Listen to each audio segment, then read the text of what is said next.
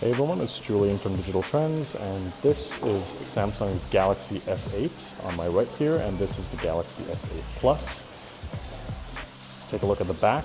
It looks actually fairly similar to the Galaxy S7, except you'll notice fingerprint sensor is on the right here, right next to the camera. But of course, the main differentiator is this gorgeous screen. And Samsung's going with this infinity display look right here, where there is no home button on the front, and really there's hardly much of a bezel on the front of the screen. Instead, you have on-screen navigation buttons, which is sort of a first almost for Samsung. And this other button right here is also very unique, and that is the Bixby button. Bixby is the voice assistant, or assistant in general, on the Galaxy S8 and S8 Plus, and you can sort of access it right here from the home screen, almost like a Google Now-esque button. But if you press that, it also opens it wherever you are. So let's take a look at one of them in particular, the S8 Plus. S8 Plus, this is a 6.2-inch screen, which is massive, but it's actually very compact when you hold it. And it also has an 18:9 aspect ratio, 18.5:9 aspect ratio. Again, it's a gorgeous display. It's massive, but it doesn't feel that much, and it's very thin and slippery, of course, because there's glass in the front and back, but it still is compact feeling. And again, the previous one, the Galaxy S8 regular, not the Plus, that's a 5.7-inch screen, except, again, that's like the LG G6, but it's not as large. So this is the recents button, which is different from what we're used to on the regular Android navigation buttons, except you can jump into multitasking right here. And Samsung has done some little handiwork so that if you press here, you can actually access things like rotating. It's similar to the Galaxy Tab S3, or picture-in-picture mode, where you can have this floating app while you do other things. Let's try that again.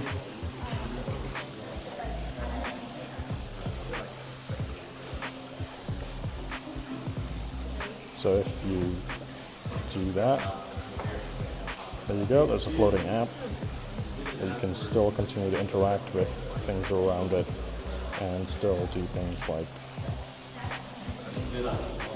browse the web or whatever app you're really in.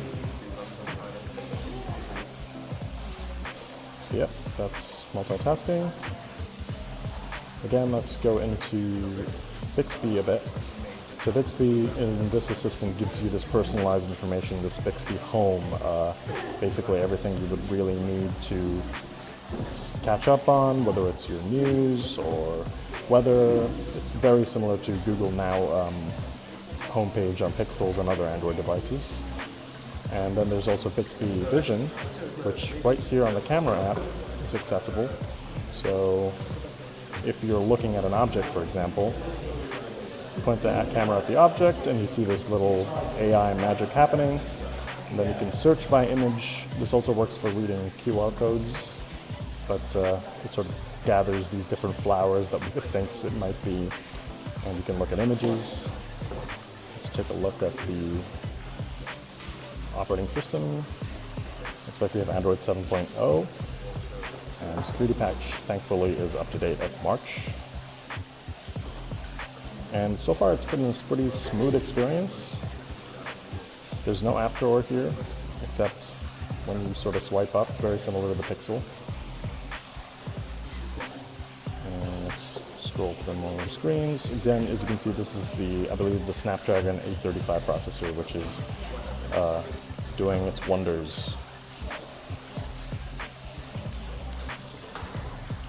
All right, and so that's the Galaxy S8 Plus. And let's take a quick look again at the Galaxy S8. You can see the size difference, 5.7-inch, 6.2-inch, 3,500 milliamp hour battery on the Galaxy S8 Plus, 3,000 milliamp hour on the smaller version. We will be able to pre-order on March 30th, but pricing hasn't been announced, but we'll find out really soon. So that's the Galaxy S8 and the S8 Plus, and thanks for watching.